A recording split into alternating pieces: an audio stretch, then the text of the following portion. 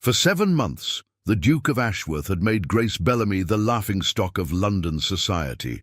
At every ball, every soirée, every garden party, he turned his back when she entered a room, his jaw set with cold fury.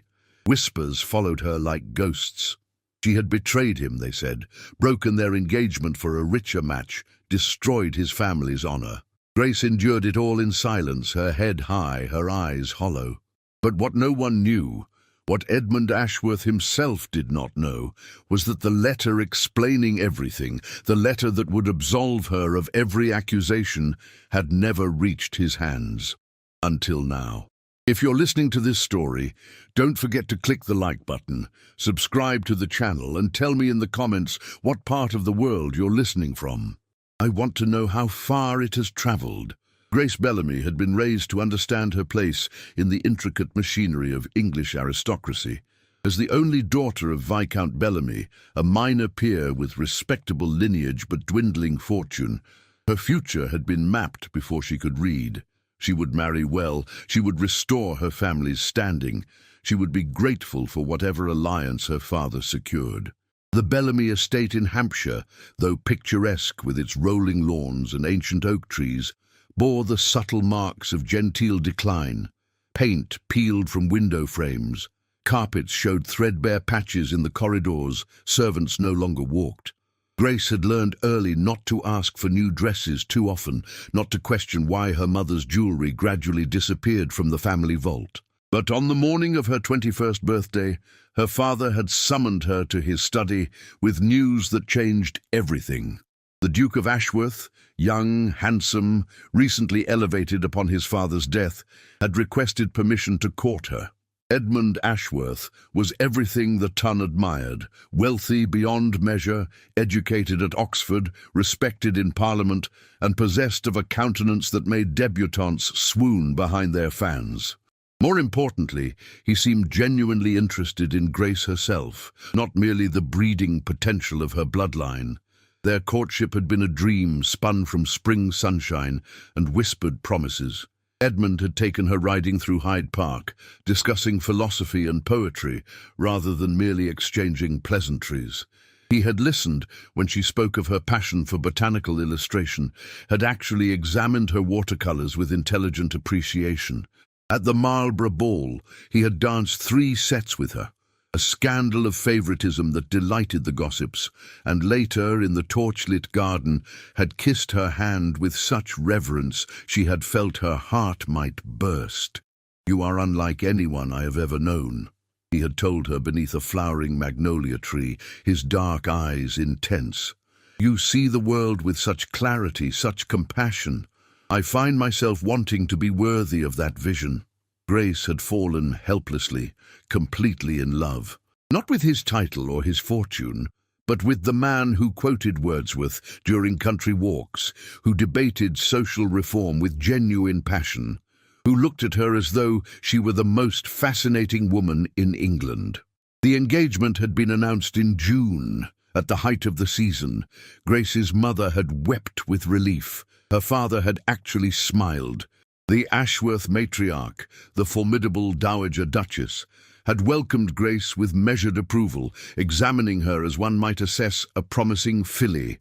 "You will make him happy," the Dowager had said, her tone making it simultaneously a prediction and a command. "He needs someone with intelligence and character, too many empty-headed girls throwing themselves at the title." Wedding preparations had consumed the summer. Grace had endured endless fittings for her trousseau, had memorized the labyrinthine connections of Edmund's family tree, had learned the particular rhythms of Ashworth Manor, the Duke's principal seat in Derbyshire, during a week-long visit that felt like a test she desperately hoped to pass. Edmund had been attentive throughout, stealing moments alone with her, despite the constant presence of chaperones. In the Ashworth Library, he had shown her his late father's collection of botanical texts, had ordered several rare volumes sent from London for her study. In the portrait gallery, he had introduced her to 3 centuries of Ashworth ancestors, with wry commentary that made her laugh. "This one gambled away half the estate," he had said, indicating a stern-faced gentleman from the Regency period. This one kept a menagerie in the East Wing that terrorized visiting bishops. And this one, he pointed to a formidable woman in Elizabethan dress, supposedly poisoned 2 husbands before they could prove she was smarter than they were. "Shall I be joining this gallery?" Grace had asked, her pulse quickening. "You will be the finest portrait here," Edmund had replied seriously, "and I shall commission it from the best artist in Europe." The wedding date had been set for late September, allowing time for relatives to return from summer travels. Grace's dress, a masterpiece of Brussels lace and silk, hung in her chamber like a promise. She had practiced writing her new signature, Grace Bellamy Ashworth, Duchess of Ashworth, until the letters flowed smoothly. But in late August, everything changed. Grace's younger brother, Thomas, had arrived home from Oxford in disgrace. At 19, he had always been reckless, prone to expensive amusements and poor judgment. But this time, he had entangled himself with a gambling syndicate run by a man named Victor Thorne, a wealthy American industrialist who had recently established himself in London society with ruthless ambition. Thorne was everything the English aristocracy pretended not to be: openly mercenary, dismissive of tradition, interested only in expanding his influence and fortune. He had bought his way into clubs, into boardrooms, into the periphery of the ton through sheer financial power. And he had no patience for young aristocrats who couldn't pay their debts. Thomas owed him £15,000, a staggering sum that would bankrupt the Bellamys completely. Thorne had made his terms clear: payment in full within a fortnight, or he would not only pursue legal action, but would ensure the scandal destroyed what little remained of the family's reputation. More than that, he had connections to several newspapers. He would see the Bellamy name dragged through every gossip column in England. Grace's father had locked himself in his study for 2 days. Her mother had taken to her bed with laudanum and despair. Thomas had been simultaneously defiant and terrified, insisting he had been cheated but unable to prove it. Grace had gone to Edmund immediately. Surely he would help. He loved her. He had resources beyond imagining. A loan, discreetly arranged, would save her family without significantly impacting the Ashworth fortune. But when she arrived at Ashworth House in Mayfair, the butler had informed her His Grace was in meetings all day. She had left a note requesting an urgent audience. No response came. She tried again the next day, and the next, growing increasingly desperate as Thorne's deadline approached. Finally, on the 5th day, she had been granted 15 minutes in Edmund's study. He had been cordial but distracted, papers covering his desk, his secretary hovering nearby. When Grace explained the situation, watching Edmund's expression for the compassion she knew resided in his heart, she had instead witnessed something that chilled her. "Your brother made his choices," Edmund had said, his voice cooler than she had ever heard it. "The consequences are his to bear." "But it would destroy my family," Grace had whispered. "My father should have taught his son better discipline," Edmund had interrupted. "I am sorry, Grace, but I cannot enable such recklessness. It sets a poor precedent." "I am not asking you to enable anything," she had said, her hands trembling. "I am asking you to help the family you're about to join, my family." Edmund had looked at her then with something she couldn't decipher: disappointment, doubt. "I will not throw good money after bad judgment. Your brother's debts are not my responsibility." Grace had left that meeting feeling as though she walked through a nightmare. This cold stranger could not be the same man who had quoted poetry in moonlit gardens, who had looked at her with such tenderness. But Thorne's deadline was approaching, and Edmund had made his position clear. The Bellamys had no resources left to mortgage, no relatives wealthy enough to rescue them, no options except complete ruin. And then Victor Thorne had extended a different offer, one that made Grace's blood run cold, but seemed to present the only possible escape. He would forgive the debt entirely and provide an additional sum to restore the Bellamy estate if Grace agreed to break her engagement and marry him instead.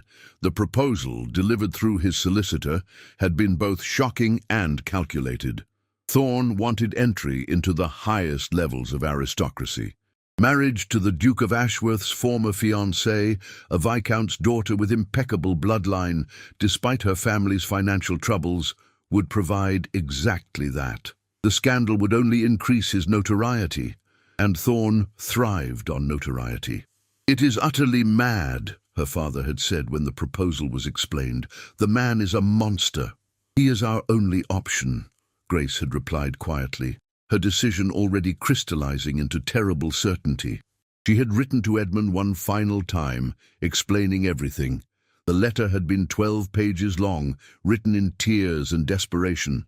She explained Thomas's debt, Thorne's ultimatum, her repeated attempts to seek Edmund's help, and the impossible choice she now faced. She begged him to act, to save her, to prove that their love meant more than precedent or pride. She had entrusted the letter to her lady's maid, Annie, with strict instructions to deliver it directly to Edmund's hands, to wait for his response no matter how long it took. 3 days passed. No response came. Thorne's deadline expired, and Grace understood, with shattering clarity, that Edmund had received her letter and chosen not to act. He would let her be sacrificed rather than compromise his principles. On a grey morning in early September, Grace sent word to Edmund that their engagement was dissolved. No explanation, no apology. She could not bear to humiliate herself further with pleas he had already ignored. 24 hours later, she accepted Victor Thorne's proposal. The scandal erupted like wildfire through London society, consuming everything in its path. The news broke at the Pemberton Ball, one of the season's most anticipated events. Grace had not attended. She was too devastated to face society. But Edmund was there, and when the whispers reached him, the entire ballroom witnessed his reaction. According to accounts that spread through drawing rooms the next day, the Duke of Ashworth had gone absolutely rigid. His face had paled, then flushed with fury. He had left the ball immediately without taking leave of his hosts, a breach of etiquette so severe it only amplified the gossip. Within 48 hours, the narrative had solidified into something far worse than Grace could have imagined. She had not merely broken their engagement. According to the increasingly vicious rumors, she had been conducting a secret liaison with Victor Thorne throughout her courtship with Edmund. She had used the Duke's affections to elevate her social standing while planning all along to marry the wealthier American. She was a calculating opportunist who had deceived everyone, including the man who had loved her. Grace learned of these accusations through her mother's tears and her father's grim reports. She wanted to defend herself, to publish the truth, but Thorne's solicitors were clear. Any public statement would violate the terms of their agreement. Thorne owned her silence as surely as he was about to own her future. The wedding took place in mid-September at a London registry office, a stark contrast to the cathedral ceremony Grace had planned with Edmund. Thorne invited no guests except those required as witnesses. Grace wore a simple grey dress, her mother beside her weeping quietly, her father's face carved from stone. Thorne himself had been exactly as his reputation suggested, tall, sharp-featured, with cold blue eyes that assessed everything like inventory. He spoke little during the ceremony, signed the register with a flourish, and informed Grace they would be departing for his estate in Somerset immediately. "I have business in London for another month," he said as their carriage departed the city. "You will remain in Somerset until I send for you. Learn to manage the household. I expect efficiency." It was not a marriage. It was a business arrangement, and Grace understood she had been acquired like property. But the true nightmare began when Edmund launched his campaign of public contempt. At first, Grace thought distance would spare her the worst. Surely the Tun would move on to fresher scandals. Surely Edmund would focus on his own life, perhaps find another bride to erase the humiliation she had inadvertently caused him. Instead, he seemed determined to ensure she never forgot what she had done. When Grace ventured into London in October for her mother's birthday, her first public appearance since the marriage, Edmund was at the same theatre. The moment he spotted her entering her box, he rose and departed, making certain his exit was conspicuous. The entire audience noted it. The gossip columns reported it the next morning. At a dinner party hosted by the Duchess of Marlborough in November, Edmund arrived after Grace was already seated. Upon seeing her, he requested a different dining room entirely, claiming he could not tolerate breathing the same air as a woman who had so thoroughly deceived him. Grace had fled before the first course was served, humiliated beyond bearing. In December, at a charity function Grace attended with her mother, Edmund delivered a speech about honor and integrity. He never mentioned her name, but his pointed glances in her direction made his target unmistakable.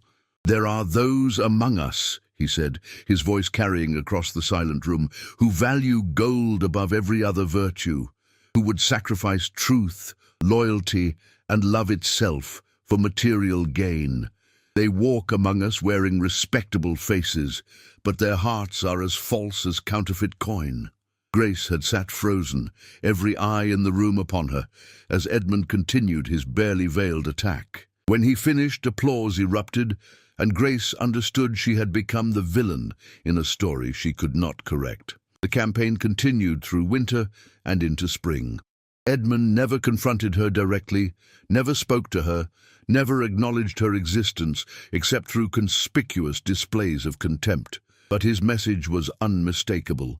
Grace Bellamy, now Grace Thorne, was beneath his notice, unworthy even of his anger, deserving only of complete rejection. Society took its cue from the Duke of Ashworth. Invitations dwindled. Former friends cut her in public. Women she had known since childhood refused to acknowledge her. Grace became a ghost, haunting the edges of the ton, present but erased. Through it all, Victor Thorne remained largely absent. He spent most of his time in London or travelling to his various business interests. When he did visit Somerset, he treated Grace with cold indifference, reviewing household accounts, criticizing expenditures, and leaving again within days. He showed no interest in her as a wife, only as a manager of his property. Grace found herself living in a beautiful prison. Thorne's Somerset estate was magnificent, a recently renovated mansion filled with expensive furnishings and modern conveniences. But Grace wandered its halls alone, her only companions the staff who regarded her with confused pity. She was a duchess in all but name, mistress of a grand house, and utterly, completely isolated. Her family visited twice. Her mother wept and apologized for the impossible situation. Her father looked 10 years older, the weight of his son's debt and daughter's sacrifice carved into his features.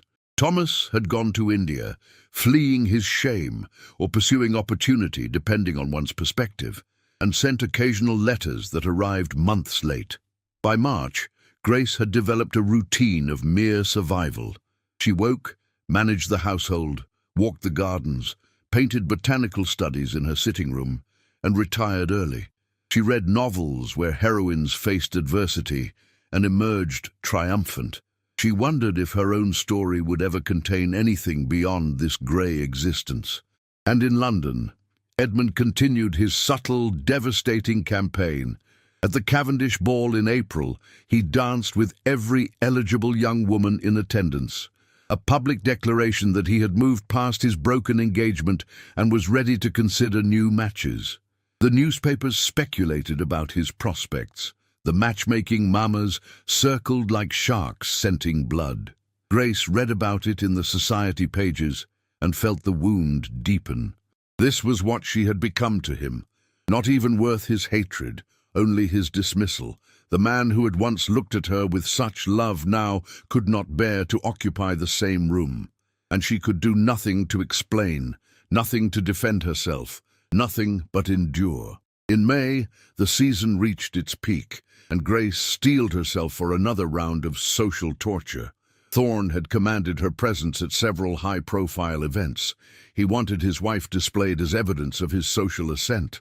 Grace had no choice but to obey, to dress in the expensive gowns he provided, to wear the diamonds he had purchased, and to face Edmund's cold rejection again and again. The breaking point came at the Ashworth matriarch's annual garden party in late May, an event Grace had expected to avoid, but which Thorne insisted she attend precisely because it would cause maximum discomfort. Edmund was the host, naturally. Grace arrived late, hoping to remain inconspicuous, but the Dowager Duchess spotted her immediately. The elderly woman's face hardened with disappointment and disapproval. She turned away without greeting, her cut deliberate and devastating. And then Edmund himself appeared on the terrace above the lawn, looking directly at Grace. For a moment, one breathless, impossible moment, something flickered in his dark eyes. Pain, longing, but it vanished instantly, replaced by that familiar ice. He descended the steps, walked directly past her as though she were invisible, and engaged a beautiful blonde debutante in animated conversation. Grace stood amid the flowering gardens she had once imagined presiding over as Duchess, wearing another man's diamonds, carrying the weight of a sacrifice no one knew she had made, and understood that this was her life now. Not temporary, not something time would heal. This was the permanent consequence of her choice.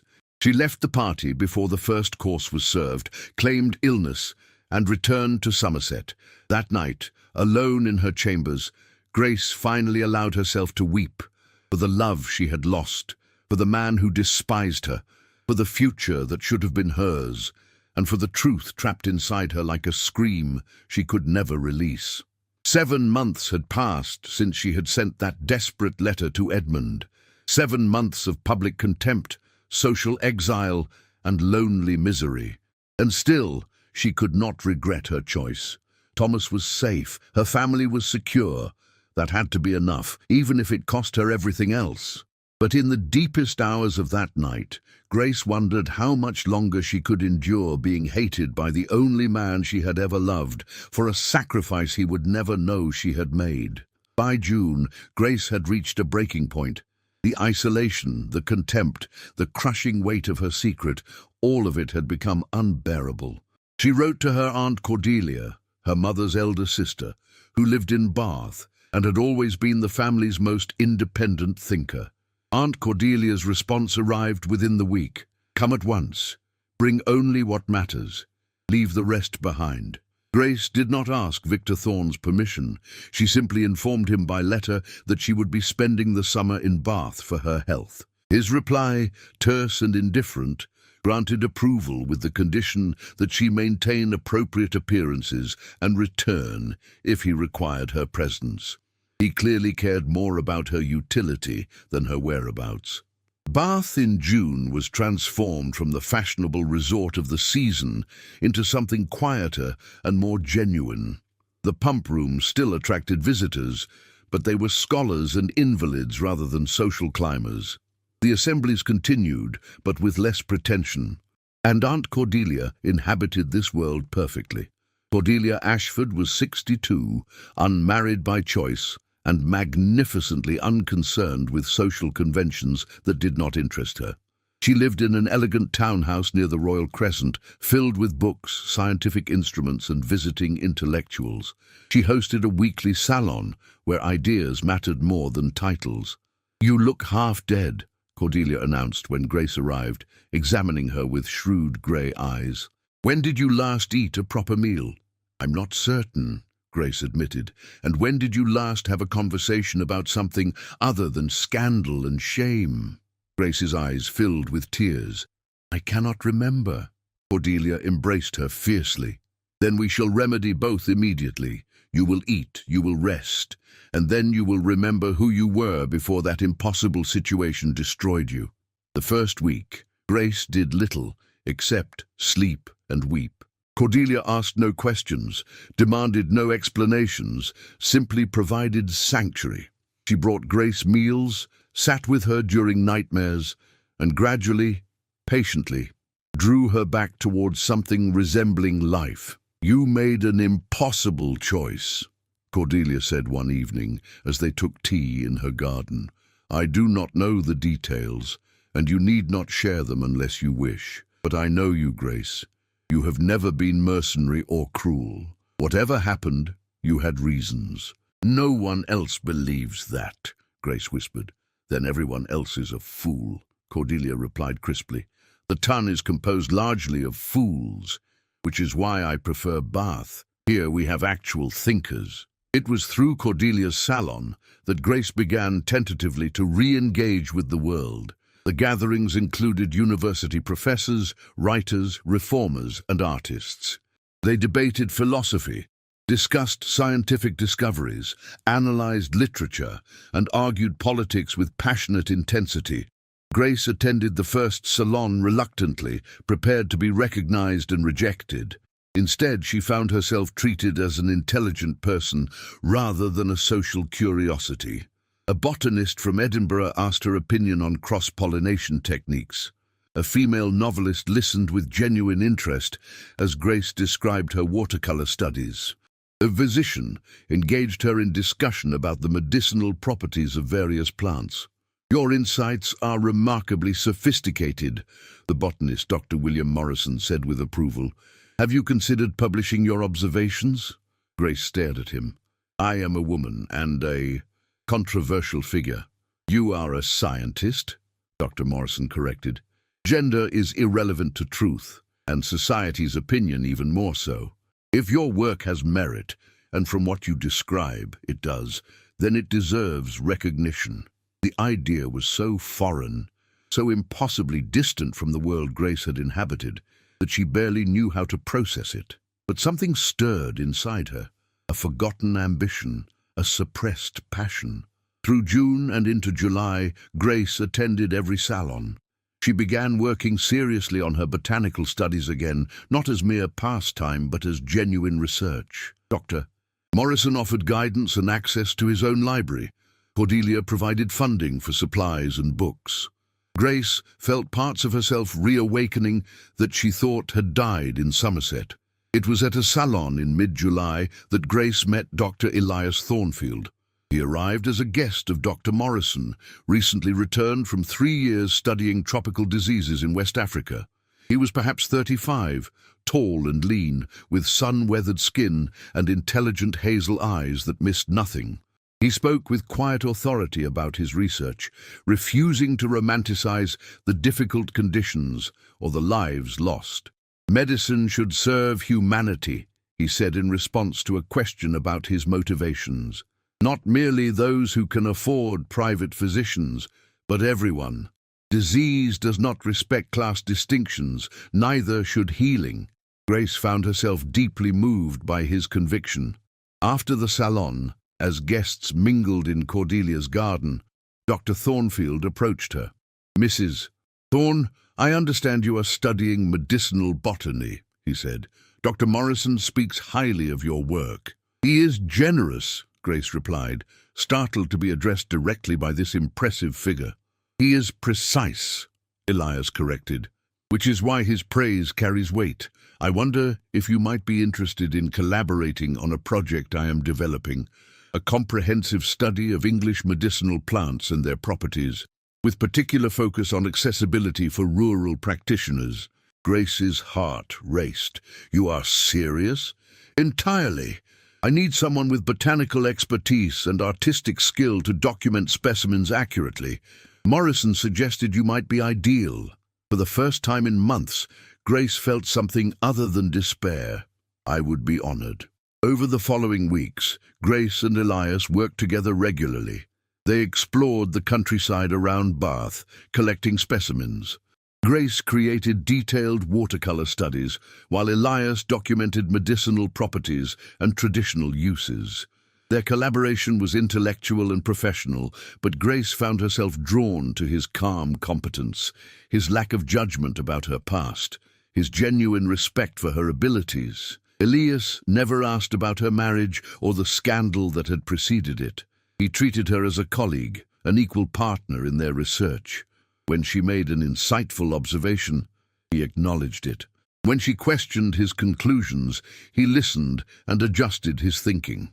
"You have a scientific mind," he told her one afternoon as they examined specimens in Cordelia's conservatory.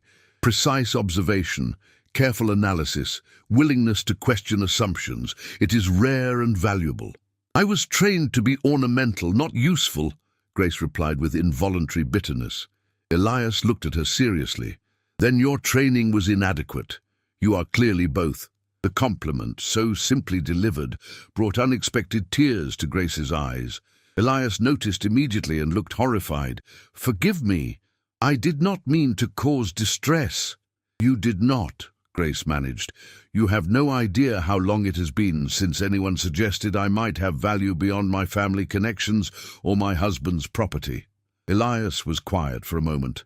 Then he said carefully, I know nothing of your circumstances, Mrs. Thorne, except what I have observed. And what I observe is an intelligent, talented woman whose gifts have been thoroughly underestimated. Whatever else may be true, that assessment stands independent of any other consideration. Grace carried those words like a talisman through the remainder of July.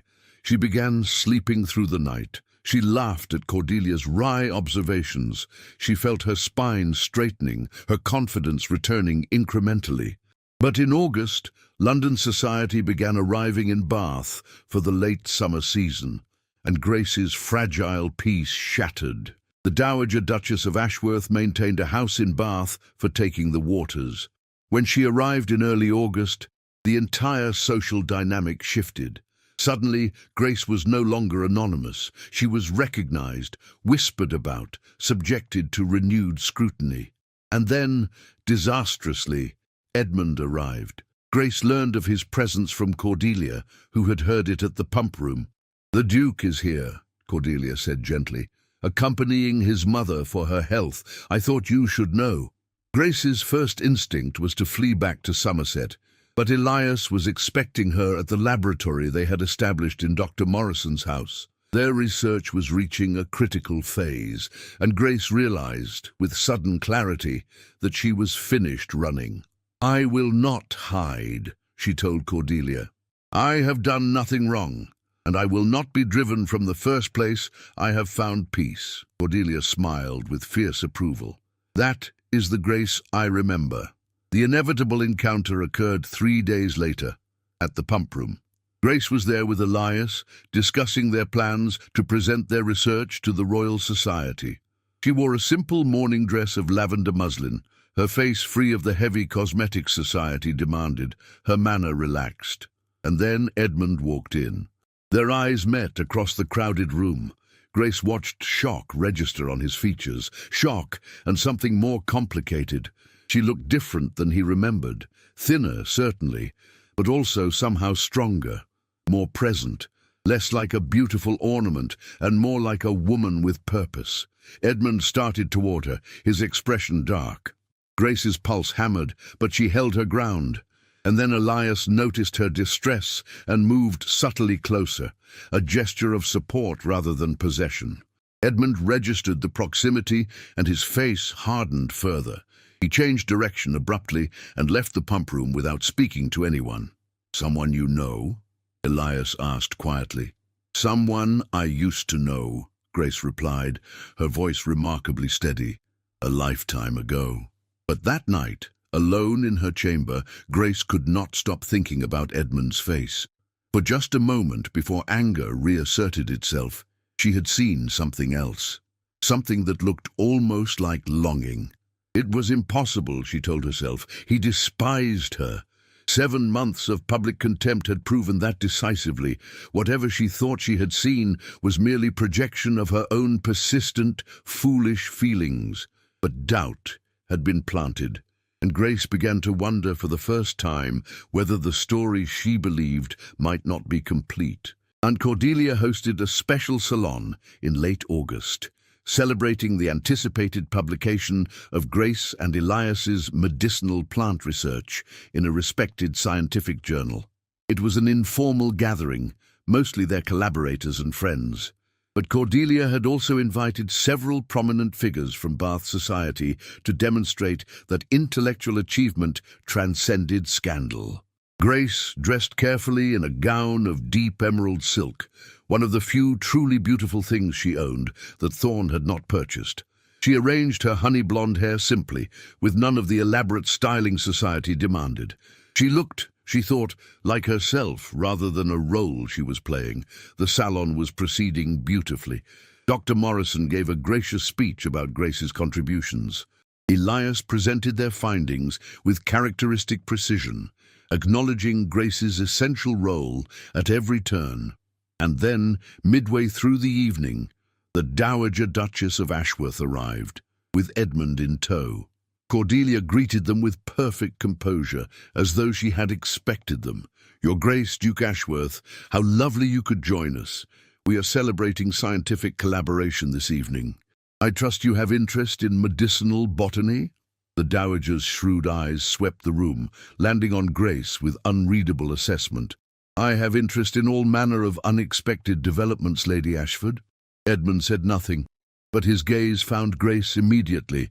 She met his eyes steadily, refusing to flinch or retreat. Cordelia, magnificent in her social maneuvering, guided the Dowager toward Dr. Morrison for conversation about his work. This left Edmund standing awkwardly near the refreshment table, clearly present under maternal obligation rather than personal interest. Grace considered leaving. Instead, she found herself walking directly toward him. "Your Grace," she said quietly, offering a precise curtsy. Edmund stiffened. For a moment, she thought he would turn away as he always did, but perhaps the setting, or his mother's presence, constrained him. "Mrs. Thorne," he replied, his voice cold. "I understand your presence here makes you uncomfortable," Grace continued, keeping her voice low enough that others could not overhear. "I can depart if—" "You seem quite comfortable yourself," Edmund interrupted, his tone edged with bitterness. "Scientific pursuits suit you well, I see, as does the company of Dr. Thornfield." Grace felt anger flare, the first genuine anger she had allowed herself in months. "Dr. Thornfield is a colleague and a friend. He treats me as though I possess intelligence and worth. I find it refreshing. How convenient that you discovered your scientific ambitions after securing your wealthy marriage," Edmund said, his words cutting. "I suppose Thorne's fortune provides excellent freedom to pursue whatever interests suit your convenience." "You know nothing about my marriage," Grace replied, her voice shaking with suppressed fury. "Nothing about my life or my choices. You have judged me based on assumptions, and I judged you based on your actions," Edmund shot back. "You destroyed our engagement for greater fortune. The facts speak clearly." "The facts," Grace repeated, something breaking inside her. "You speak of facts when you know nothing, when you refuse to even—" She stopped, remembering Thorne's lawyers, the terms of her agreement.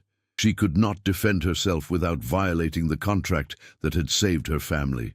Edmund saw her hesitation and interpreted it as guilt. "You have nothing to say, because there is nothing to be said. You made your choice. You must live with it, as must I." "Yes," Grace whispered, her anger draining into exhausted sadness. "We must both live with choices we did not wish to make." Something flickered in Edmund's eyes. Confusion, perhaps, or unwilling curiosity. But before he could respond, Elias appeared at Grace's elbow. "Mrs. Thorne, Dr. Morrison wishes to introduce you to Sir Reginald Hawthorne from the Royal Society," he said smoothly, then added with perfect courtesy, "Your Grace, good evening." Edmund's jaw tightened. He gave the briefest of nods and walked away. Elias studied Grace's face with concern. "Are you well?" "I am well enough," Grace replied, though her hands trembled. "Thank you for the rescue." "It appeared necessary," Elias said quietly. Then, after a pause, "He was your fiancé, I understand, before your current marriage." Grace looked at him in surprise. "Cordelia mentioned it," Elias explained. "She thought I should understand the context. I hope you do not mind." "What else did she tell you?" Grace asked warily. "Nothing except that the situation was far more complicated than society understands, and that you made a sacrifice that cost you dearly." Elias met her eyes directly. "I do not need details to recognize courage when I see it, Grace." It was the first time he had used her given name. Something warm unfurled in Grace's chest. Not romance exactly, but recognition. This man saw her clearly and respected what he saw. "Thank you," she managed. The evening concluded without further confrontation, but Grace felt emotionally battered. The dowager departed with Edmund, but not before pausing to speak quietly with Grace. "You look different than you did in London," the elderly woman observed. "Stronger, less like a victim." "Perhaps because I have stopped accepting that role, Your Grace," Grace replied honestly. The dowager's lips twitched with what might have been approval. "My son is a stubborn fool when he believes himself wronged, but he is not fundamentally unjust. If there was something he did not understand—" "There is much he does not understand," Grace interrupted gently. "But I am bound from explaining it. That is my burden to carry, not his." The dowager studied her for a long moment. "You still love him?" It was not a question. Grace saw no purpose in denying it. "I will always love who he was to me, but that man no longer exists, and I have learned to live without him." "Have you?" the dowager asked softly. "Or are you merely becoming skilled at pretending?" She departed before Grace could answer, leaving her shaken by the perceptiveness of the observation. That night, Grace walked in Cordelia's garden, unable to sleep. Elias found her there near midnight, having noticed her absence from the house. "I could not stop thinking about our exchange with the Duke," he said, settling on the bench beside her. "About what he said regarding your marriage." "It does not matter what he thinks," Grace replied wearily. "It clearly matters to you," Elias countered, "and I find myself curious about something. If you could explain the truth to him, if there were no constraints preventing it, would you?" Grace considered the question seriously. Would she? What would she say? That she had broken their engagement to save her family from ruin? That Edmund himself had refused to help, making her choice inevitable? That she had sent him a letter explaining everything, a letter he had apparently ignored? "I honestly do not know," she finally answered. "The truth would explain my actions, but would also reveal his inaction. It would absolve me while condemning him. I am not certain either of us would benefit." "Perhaps not," Elias agreed. "But consider this. Might he have refused to help because he did not fully understand the desperation of your circumstances? Men of his class often cannot imagine true financial ruin. It is so far outside their experience." "I explained it clearly," Grace protested. "In person or in a letter?" Grace froze. "In a letter. A very detailed letter that I sent before I accepted Thorne's proposal." "And you are certain he received it?" Elias asked carefully. "It was delivered to Ashworth House. My maid took it directly to—" Grace stopped, her mind racing. "To the butler, because Edmund was not at home." "Butler," Elias repeated. "Not Edmund's hands directly. Annie said she gave it to the head butler, who promised to deliver it immediately to his Grace." Grace felt her pulse accelerating. "Are you suggesting—" "I am suggesting that large households are complex operations and correspondence can go astray," Elias said, "particularly if someone had reason to intercept it." Grace stared at him, a terrible possibility taking shape. If Edmund had never received her letter, if he had no idea why she broke their engagement, no understanding of her desperate circumstances or her sacrifice, then his anger, his contempt, his public rejection all made horrible sense. "He thinks I simply chose Thorne's wealth over our love," she whispered. "He has no idea about Thomas's debt, or Thorne's ultimatum, or my attempts to ask his help. He knows none of it." "If the letter never reached him," Elias confirmed, "then he knows only what society knows, and society has crafted a damning narrative." Grace stood abruptly, her mind whirling. "I must speak with Annie. She's the only person who knows exactly what happened to that letter." "Where is she now?" Elias asked. "Still employed by my mother, I believe, in Hampshire." Grace turned to Elias, desperation rising. "I must go there, immediately. If there is any chance that Edmund does not know the truth, then you must discover what happened to your letter," Elias finished. "And if he never received it, you must find a way to tell him." "But Thorne's contract forbids me from making public statements," Grace said, frustration mounting. "I cannot simply explain—" "A private letter to Edmund would not be a public statement," Elias pointed out. And if you are asked, you could honestly say you sent it months ago. The timing would support the truth. Hope, dangerous and painful, blazed to life in Grace's chest. She looked at Elias with overwhelming gratitude. "Why are you helping me pursue the man I still love?" Elias smiled sadly. "Because you deserve happiness, Grace. And because true love, the kind worth preserving, is rarer and more valuable than my own feelings. I care for you deeply, but I recognize what I see when you speak of him. That is not something I would stand in the way of, even if I wished to." Grace embraced him impulsively. "You are a far better man than society deserves, which is why I prefer scientific circles," Elias replied dryly. "We shall travel to Hampshire tomorrow. Cordelia will accompany us for propriety, and we will uncover what happened to your letter."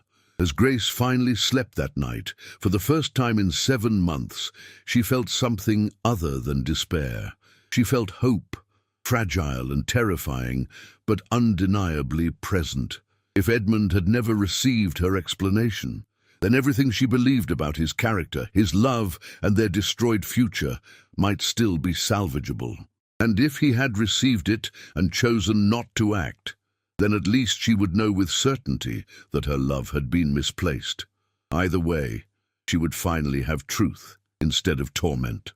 Tomorrow, she would begin discovering which version of reality was real.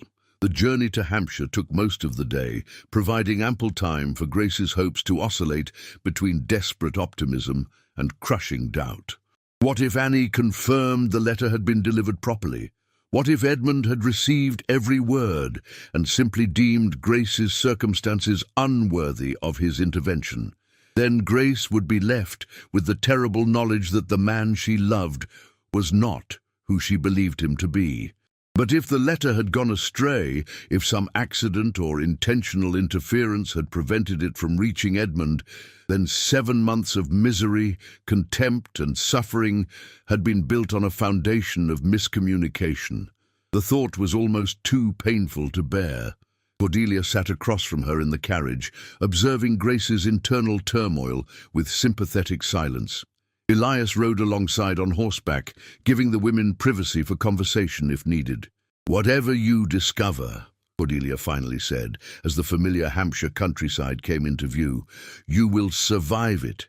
You have already survived far worse. Truth, even painful truth, is preferable to the limbo you have been inhabiting." Grace nodded, unable to speak past the tightness in her throat. The Bellamy estate appeared smaller than Grace remembered, though still beautiful in the golden late summer light. Her mother received them with surprise and delight, embracing Grace with tears of relief. "You look so much better than when I last saw you," Lady Bellamy said, studying her daughter's face. "Bath has been good for you." "Aunt Cordelia has been good for me," Grace corrected. "But I have not come merely for a visit. I need to speak with Annie urgently." "Is she still in your employ?" Lady Bellamy's expression shifted to confusion. "Annie? Your former lady's maid? My dear, Annie is no longer with us. She left service shortly after your wedding, quite suddenly, I might add. She claimed a family emergency in Cornwall." Grace felt her stomach drop. Cornwall. But Annie's family was from Kent. She had no connections in Cornwall that I knew of. "That is what seemed odd to me as well," Lady Bellamy agreed. "And she was quite insistent on departing immediately, would not even stay to collect a full quarter's wages. She seemed almost frightened." Grace and Cordelia exchanged significant glances. "Did she leave a forwarding address?" Grace asked urgently. "None that I recall," Lady Bellamy replied. "But Mrs. Henshaw might remember. She handles the household accounts. Shall I send for her?" The housekeeper arrived within minutes. A stout woman who had managed the Bellamy household for 30 years. She remembered Annie's departure clearly. "Strange business that was," Mrs. Henshaw said.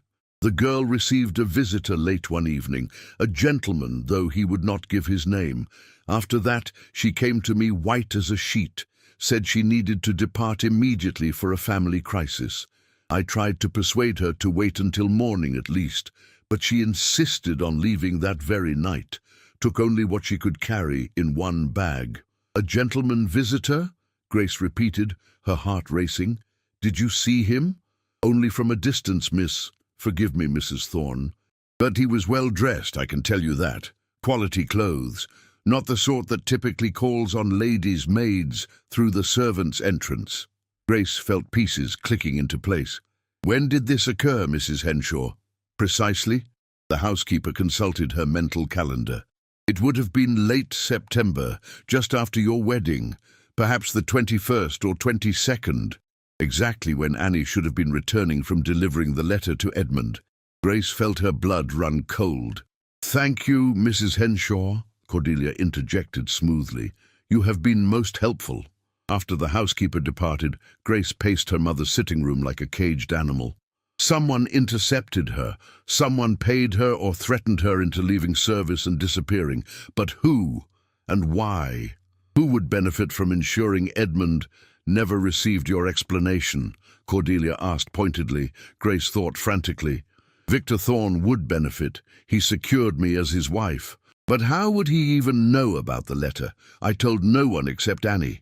Ashworth House would know, Elias suggested, having joined them after stabling his horse. If Annie delivered the letter there, someone in that household would have been aware of it. "The Dowager," Grace said doubtfully. "She is formidable, but I cannot imagine her intercepting correspondence to her own son." "Not the Dowager," Cordelia said slowly. "But what about someone who served the previous duke? Someone whose position or interest might be threatened by Edmund's marriage?" Grace's mind raced through the staff at Ashworth House. The butler, Carstairs, had served the family for 40 years. Edmund's valet, Thomas Wright, was utterly devoted. The housekeeper, Mrs. Pemberton, had... Grace stopped abruptly. Mrs. Pemberton. She was the previous duke's housekeeper, but Edmund retained her despite their difficult relationship. She believed he was too reformist, too willing to change traditional practices, and she mentioned once that she had hoped he would marry Lady Charlotte Waverley, whose family was much more conservative. "Motive," Elias said quietly. "If she believed your influence would push Edmund toward more progressive views, she might have had reason to prevent the marriage. But to intercept a letter, to pay off a lady's maid," Grace shook her head. "That suggests resources beyond a housekeeper's means." "Unless she was acting on behalf of someone else," Cordelia pointed out. "Someone with both motive and resources." Grace felt understanding dawn with sickening clarity. "Lady Charlotte Waverley. Her father is Viscount with significant holdings. She has been pursuing Edmund for years. If someone approached her with information about my desperate letter, offered to prevent it from reaching Edmund in exchange for compensation, she would have every reason to agree," Cordelia finished. "You would be eliminated as competition. Edmund would believe you betrayed him, and Lady Charlotte would be positioned as his consolation." "But this is all speculation," Grace protested. "We have no proof." "Then we must find Annie," Elias stated firmly. "She is the only person who knows exactly what transpired." Over the next week, they pursued every possible lead. Grace's father used his remaining connections to inquire about Annie's whereabouts. Cordelia hired a discreet investigator. Elias traveled to Kent to interview Annie's actual family, discovering they had received no word from her in months and were increasingly worried. The break came from an unexpected source.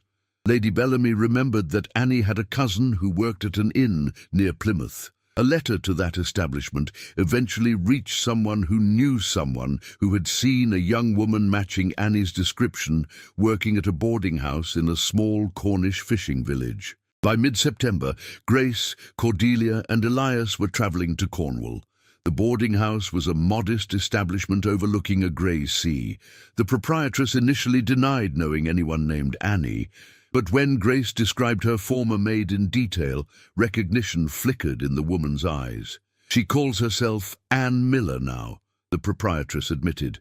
"Works in the kitchen, keeps to herself, seems frightened of her own shadow." "If you mean her harm, we mean her none," Grace assured. "I am her former employer. I need desperately to speak with her about a matter that affects both our futures." Annie was fetched from the kitchen, and when she saw Grace, she burst into tears. "Oh, Miss Grace," Forgive me, Mrs. Thorne. I am so sorry. I tried to protect you. I did what I thought was right, but then they came, and I was so frightened." Grace embraced her, feeling the girl's trembling. "Annie, calm yourself. I am not angry, but I must know what happened to the letter I gave you." "The letter for the Duke of Ashworth." Annie's tears intensified. "I delivered it just as you said, miss. Took it directly to Ashworth House, handed it to Mr. Carstairs himself, made him promise to give it straight to his Grace. He swore he would." "But did Edmund receive it?" Grace pressed gently. Annie shook her head miserably. "I don't know, miss. Because 2 days later, a lady came to the Bellamy house asking to see me private-like.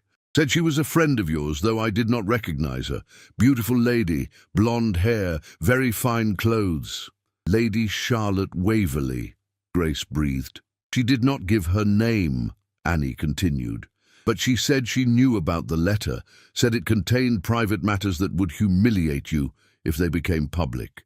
She said his Grace had received it and was so disgusted by your circumstances, your brother's gambling, your family's debts, that he wanted nothing more to do with you. She said he had burned the letter rather than keep such shameful things in his house." Grace closed her eyes in anguish. "And you believed her." "She was so convincing, miss," Annie wept. "And she said if I truly cared for you, I would not speak of the letter to anyone. She said it would only spread the humiliation further. Then she gave me £20, more money than I had seen in my life, and said I should leave the area, start fresh somewhere. My association with your scandal would not follow me." "And the gentleman who visited you the night you left?" Cordelia asked. "He came from Lady Charlotte," Annie admitted.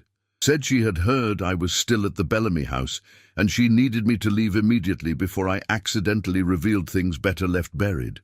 He was not threatening exactly, but I understood that I should not refuse." "So you came here," Grace said gently, "and have been hiding ever since." "I thought I was protecting you," Annie whispered. "I thought his Grace had rejected you completely, and speaking about the letter would only make things worse. But Mrs. Thorne, if I did wrong, if I made things harder for you, I am so terribly sorry." Grace held her former maid close. "You were manipulated, Annie, by someone with far more power and resources than you could possibly resist. You are not to blame." But as Grace spoke those reassuring words, rage built inside her. Lady Charlotte Waverley had deliberately intercepted her explanation, had paid off her maid, had ensured Edmund remained ignorant of the truth. She had allowed, no, actively encouraged, 7 months of suffering, public humiliation, and destroyed love. "What will you do now?" Elias asked quietly as they prepared to depart Cornwall, leaving Annie with funds to establish herself properly. Grace's expression was steel beneath silk. "I will write to Edmund. I will explain everything. The debt, Thorne's ultimatum, my attempts to seek his help, the letter that was intercepted, all of it. And then I will return to Bath and wait to see if the man I loved still exists beneath 7 months of manufactured hatred." "Yeah, and if he does not believe you?" Cordelia asked. "Then at least I will know I tried," Grace replied. "I will have the truth, even if he rejects it. That is more than I have had these past months." That night, in a Cornwall inn overlooking the sea, Grace wrote the most important letter of her life. She detailed Thomas's debt, Victor Thorne's cruel bargain, her desperate attempts to seek Edmund's help, and the letter she had sent that he had never received. She explained Lady Charlotte's interference, Annie's manipulation, and the 7 months of suffering they had both endured based on lies. "I broke our engagement to save my family from ruin," she wrote.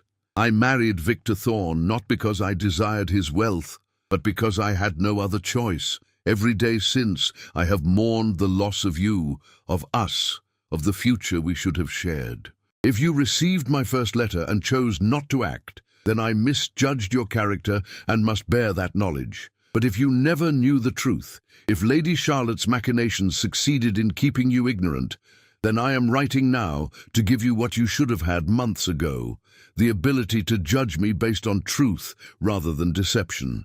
I do not ask your forgiveness. I do not expect your renewed affection.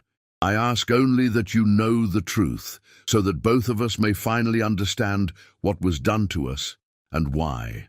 She signed it simply Grace, sealed it with her personal crest, and entrusted it to Elias for delivery directly to Edmund's hands. No butler, no household staff, no possibility of interception. As they departed Cornwall, Grace felt simultaneously terrified and liberated. The truth was finally travelling toward Edmund. Whether he believed it, whether he still cared, whether anything could be salvaged from 7 months of lies, none of that she could control. But she had done what she could. The rest belonged to fate, to Edmund, and to whatever capacity for forgiveness might still exist in the man she had never stopped loving. Edmund Ashworth received Grace's letter on a grey September morning at his London townhouse. He recognized her handwriting immediately on the envelope and nearly threw it into the fire unread. 7 months had not diminished his anger, or so he told himself. 7 months of seeing her at social events with that quiet strength that somehow made her more beautiful, of watching her laugh at another man's conversation, of knowing she had chosen wealth over love. But something made him break the seal. Perhaps the weight of the envelope, suggesting multiple pages. Perhaps the memory of her face at the bath pump room, where she had looked simultaneously haunted and stronger than he remembered. Perhaps merely the self-destructive impulse that had characterized much of his year. He read, standing at his study window, the morning light cold and clear, and with each paragraph his carefully maintained fury crumbled into horror, then anguish, then burning rage, not at Grace, but at his own blindness and Lady Charlotte's calculated cruelty. Thomas's gambling debt, Thorne's ultimatum, Grace's desperate attempts to seek his help, attempts he dimly remembered dismissing in the chaos of parliamentary sessions and estate business, assuming her concern was overstated. The letter she had sent explaining everything, the letter he had never received because it had never reached him. Edmund sank into his chair, Grace's words blurring before him. She had sacrificed herself to save her family. She had come to him for help, and he had turned her away.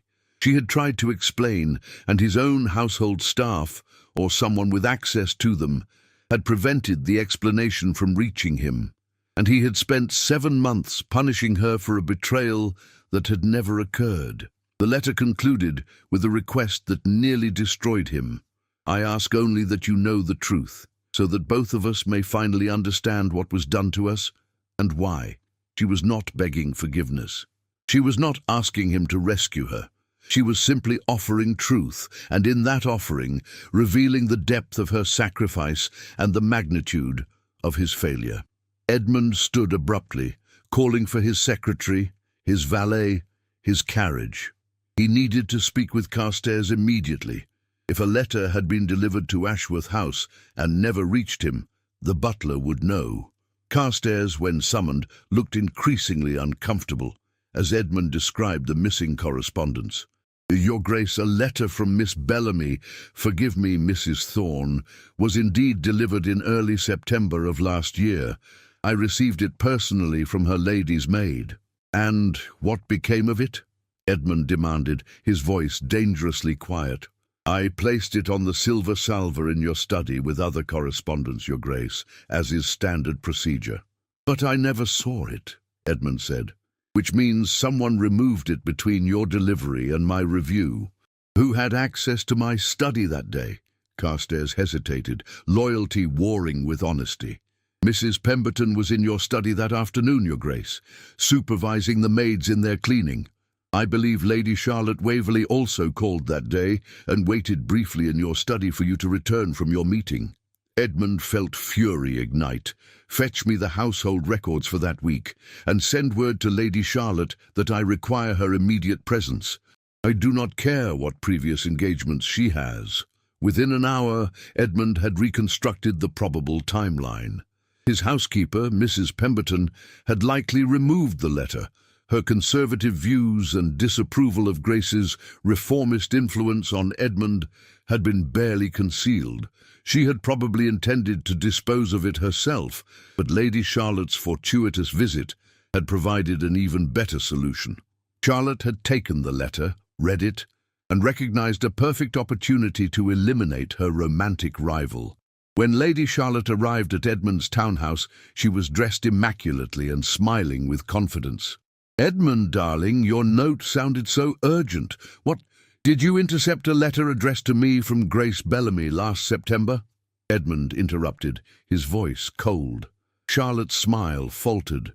"I do not know what did you," Edmund repeated with icy precision, "remove correspondence from my study, read my private letters, and then pay off the sender's maid to ensure I remained ignorant of its contents." Charlotte's face paled. "Edmund, if you would allow me to explain—" "Explain." Edmund's voice rose with barely controlled rage. "Explain how you deliberately destroyed my engagement, manipulated an innocent woman servant, and allowed me to spend 7 months believing the woman I loved had betrayed me? Explain how your selfish ambition caused suffering to multiple innocent people." "I did it because I love you," Charlotte cried, her composure shattering. "You were wasting yourself on that insignificant girl. She was weak, desperate, completely inappropriate for a man of your standing. I knew if you understood her family's true circumstances, the gambling debts, the poverty, you would recognize how unsuitable she was. So you decided for me," Edmund said, his tone now dangerously quiet. "You intercepted her explanation, ensured I never knew the truth, and allowed me to believe she had chosen wealth over love. You let me condemn her publicly for months, let me destroy her reputation further, all while knowing she was innocent." "She's married to Victor Thorne," Charlotte protested. "Whatever her reasons, she married him. You cannot simply—" "She married him because I refused to help her when she desperately needed me," Edmund interrupted, "because I was too proud, too dismissive of circumstances I did not understand. She came to me for assistance, and I turned her away. Her marriage to Thorne is a consequence of my failure, a failure you ensured I could not rectify by hiding her explanation." Charlotte's expression shifted from defensive to calculating. "But what can you do now? She's married. You are free. We could still—" "Get out," Edmund said flatly. "Leave my house. Leave my life. If I ever see you in society again, I will cut you completely. If you dare speak to me or mine, I will ensure every family in England knows exactly what you did. Your reputation, your prospects, everything you sacrificed Grace for, I will destroy it all." Charlotte stared at him in shock. "You cannot be serious. Over a woman who is married to another man? Edmund, be reasonable." "Out!" Edmund roared, his control finally snapping. "Before I forget, you are a woman, and have you thrown into the street like the manipulative villain you are." Charlotte fled, and Edmund stood in his study breathing hard, trying to master the tsunami of emotions threatening to overwhelm him. He had to see Grace, had to explain, apologize, beg forgiveness for his blindness and cruelty, had to somehow make amends for 7 months of suffering he had inflicted through ignorance. But Grace was married, legally bound to Victor Thorne, and Edmund had no right, no claim, no possibility of simply declaring his renewed love and expecting her to miraculously become available. His mother found him an hour later, still standing at his study window, Grace's letter clutched in his hand. "Edmund," the dowager said gently. "Carstairs mentioned there was some disturbance." Edmund handed her the letter wordlessly. The dowager read slowly, her expression shifting from confusion to understanding to profound regret. "Oh, my dear boy," she whispered when she finished. "That poor girl. What she must have suffered." "Because of me," Edmund said hoarsely. "Because I was too proud to truly listen when she asked for help, too concerned with principle to see desperation. And then I punished her publicly for months, for a betrayal that existed only in my imagination. Because of Charlotte Waverley's manipulation," the dowager corrected firmly. "Do not absolve her of responsibility for her own cruel actions." "But the responsibility for helping Grace was mine," Edmund insisted. "She came to me. She trusted me, and I failed her." The dowager was quiet for a moment. Then, "What will you do now?" "I do not know," Edmund admitted. "She is married. Thorn may be a mercenary villain, but the marriage is legal. I cannot simply demand she leave him. I have no right to expect her forgiveness, let alone her renewed affection. Then perhaps, the Dowager suggested gently, you should ask her what she wants rather than deciding for her. Edmund departed for Bath that same day. He learned from Lady Ashford, Cordelia received him with frosty civility, that Grace had returned to Thorn's Somerset estate the previous week. Armed with the address, Edmund rode through the night, arriving at the imposing mansion as dawn broke. The Somerset estate was exactly as he expected, grand, expensive, devoid of warmth. A servant showed him to a sitting room and went to fetch the mistress of the house. Grace appeared 10 minutes later, her honey-blonde hair simply dressed, wearing a morning gown of pale blue. She looked thinner than he remembered, but there was a strength in her bearing that had not existed before. She saw him and stopped abruptly in the doorway. "Edmund," she whispered. "Grace," he replied, standing. "Forgive my intrusion. I received your letter. I needed to. There is so much I must—" He stopped, words failing utterly in the face of her presence. All his rehearsed speeches, his careful apologies, his explanations, none of it seemed adequate. Grace recovered first. "You should not be here. If Thorn discovers—" "Thorn is in London," Edmund interrupted. "I made inquiries, and I do not particularly care about his opinions regardless. Grace, I am so profoundly sorry for not helping you when you needed me, for not understanding the desperation of your circumstances, for the 7 months of contempt I subjected you to based on lies, for every moment of suffering I caused through my blindness and pride." Grace's eyes filled with tears. "You received my explanation then. You know about the intercepted letter." "I know everything," Edmund confirmed. "Lady Charlotte has been dealt with, my housekeeper has been dismissed, and I have spent the past 48 hours understanding the magnitude of my failures." "You did not fail me, Edmund," Grace said quietly. "I never should have expected you to solve my family's problems. Thomas's debt was not your responsibility." "But you were my responsibility," Edmund replied intensely. "You were going to be my wife. Your concerns should have been mine. Instead, I dismissed you with lectures about precedent and principle while you were drowning." Grace wiped at her tears. "Why are you here, Edmund? What do you hope to accomplish?" "I do not know," Edmund admitted honestly. "I know only that I spent 7 months hating you for something you did not do, that I caused you enormous suffering through my ignorance, and that I love you still, desperately, completely, regardless of every logical reason why I should not." Grace inhaled sharply. "I am married to another man." "I know," Edmund said, "which is why I am not demanding anything, not expecting anything. I'm simply telling you the truth because you deserve truth after so many months of lies. I love you, Grace. I never stopped. And if there is any possibility, any chance that your marriage to Thorn could be dissolved—" "Annulment," Grace interrupted softly. "The marriage was never consummated. Thorn has no interest in me as a wife, only as a social acquisition. Dr. Thornfield has connections to an excellent solicitor who specializes in such matters. I consulted him 3 weeks ago, before I even knew whether you would believe my letter." Edmund felt hope blaze to life, terrifying and overwhelming. "You were planning to leave him anyway?" "I was planning to free myself," Grace corrected. "Whether you believed me, whether you still cared, whether we could ever salvage anything, none of that factored into my decision. I simply realized I could not spend the rest of my life as Victor Thorn's property, living in elegant misery, sacrificing everything I am for a debt that has already been paid." "Then allow me to help," Edmund said urgently. "My solicitors are excellent.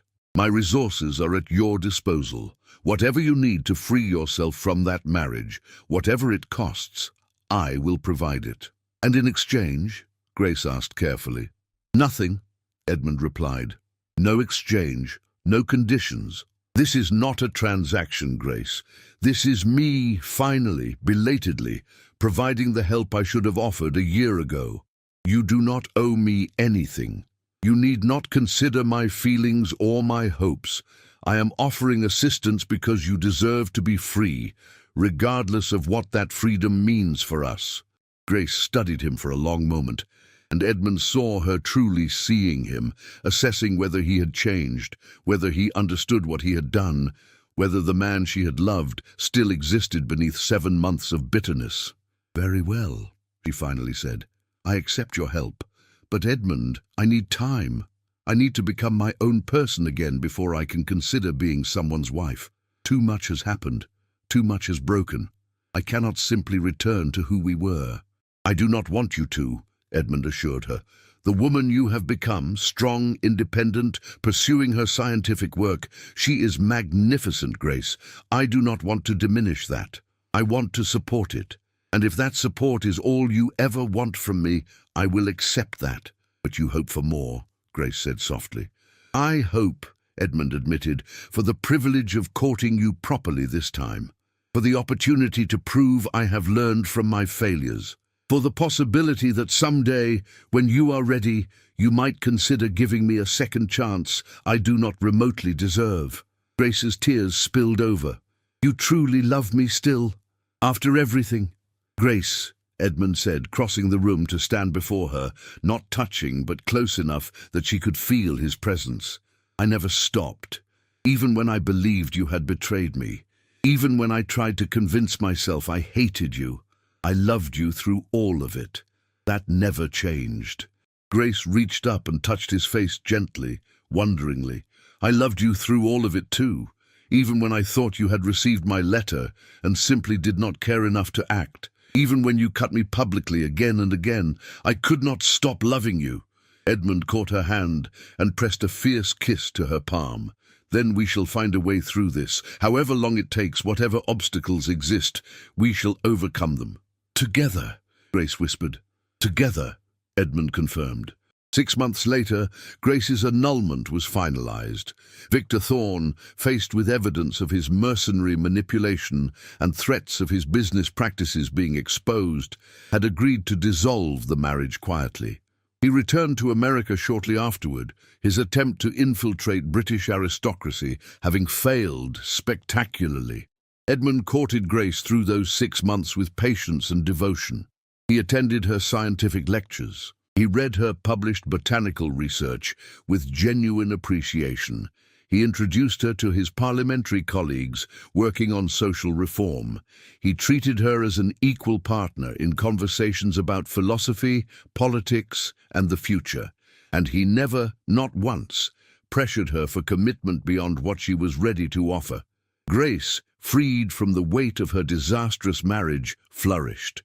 Her research gained recognition. The Royal Society invited her to present her findings. She maintained her close friendship with Elias Thornfield, who remained a supportive colleague, even as his own romantic attentions turned toward a fellow physician he had met through Grace's aunt's salon. And gradually, Grace and Edmund rediscovered what they had lost, but also built something new. Their love the second time was not the naive romance of their first courtship, but something deeper: respect, understanding, partnership. They had both been broken by the previous year's trials.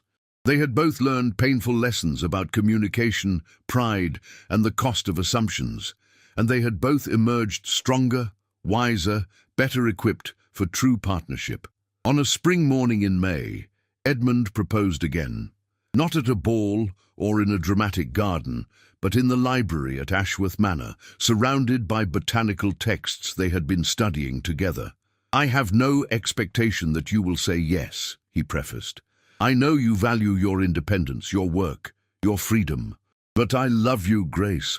I want to spend my life supporting your ambitions, celebrating your achievements, and building a future where we both flourish. Will you marry me?" Grace, who had already decided her answer months before, smiled through happy tears. "Yes, Edmund. On condition that you understand this marriage will be different from what society expects. I will continue my scientific research. I will publish under my own name. I will maintain intellectual partnerships regardless of gender. I will be your partner, not your ornament."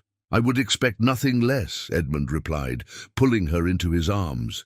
You are Grace Bellamy, brilliant scientist, published researcher, woman of remarkable courage and strength. I'm merely hoping you will also consent to be Grace Ashworth, Duchess of Ashworth, while remaining entirely yourself." "Then I consent," Grace said, kissing him, "to all of it. To you, to us, to the future we will build together." They married in June, in the same cathedral where they would have wed 2 years earlier. But this time Grace walked the aisle not as a transaction or obligation, but as a woman choosing her own destiny. Her botanical illustrations were displayed throughout the church. Her scientific colleagues sat alongside aristocratic guests. And when Edmund spoke his vows, he added a line the Archbishop had not approved: "I promise to honor your mind as fully as your heart, to support your ambitions as zealously as my own, and to build a marriage of true partnership." Grace, never one to be outdone, added her own modification: "I promise to love you not for who I wished you to be, but for who you truly are. Flaws, failures, and extraordinary strengths alike. We have already survived the worst we could do to each other. Everything from here is triumph." The congregation did not entirely understand the unorthodox vows, but those who mattered did. Cordelia wept. Elias smiled. The Dowager Duchess nodded approval. And as Grace and Edmund departed the cathedral amid flower petals and celebration, she reflected on the extraordinary journey from public humiliation to scientific recognition, from sacrifice to freedom, from lost love to reclaimed future. The letter that had been intercepted had cost them a year of suffering, but perhaps, Grace thought as Edmund squeezed her hand, that suffering had been necessary.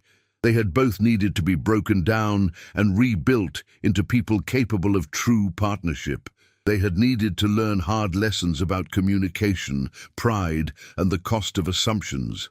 Now they stood together, not as the naive young lovers they had been, but as two people who had faced the worst and emerged stronger. The Duke no longer despised her. The sacrifice had been revealed, and from the ashes of scandal and suffering, something genuinely beautiful had grown. As their carriage departed for Ashworth Manor and the beginning of their true life together, Grace whispered to Edmund, "Was it worth it? All the suffering, the loss, the pain?" Edmund considered seriously. "I would not choose that path again, but given where we are now, who we have become, I cannot regret it entirely. We earned this happiness, Grace, through fire and loss and painful growth that makes it precious beyond measure." Grace leaned against his shoulder, feeling at peace for the first time in 2 years. "Then let us ensure we never waste a moment of it." And they did not. The Duke and Duchess of Ashworth became known throughout England, not merely for their social standing, but for their intellectual partnership. Grace published extensively, became the first female fellow of the Royal Society, with Edmund's vigorous advocacy, and transformed Ashworth Manor's gardens into botanical research centre. Edmund championed social reform in Parliament, supported scientific education, and became known as the rare aristocrat whose word could be trusted absolutely. They had 5 children, all of whom were taught that intelligence mattered more than social convention, that integrity was worth any price, and that love, true, hard-won love, was the most valuable achievement of all. And every year on their anniversary, Grace and Edmund exchanged letters, honest, detailed communications about their hopes, fears, dreams, and love. They never again allowed assumption or pride to substitute for clear communication. The cost of that lesson had been too high to ever forget. The lost letter had revealed the sacrifice Grace made. But the found truth had revealed something even more important, that love strong enough to survive betrayal, suffering, and public contempt was also strong enough to build a lifetime of genuine partnership. And that, Grace thought on their 50th anniversary as she and Edmund walked through the gardens they had cultivated together, was the greatest triumph of all. If you've been listening to this story, please take a moment to like this video, subscribe to the channel, and tell me in the comments where in the world you're listening from. I'd love to know how far this story has traveled and what resonated most with you.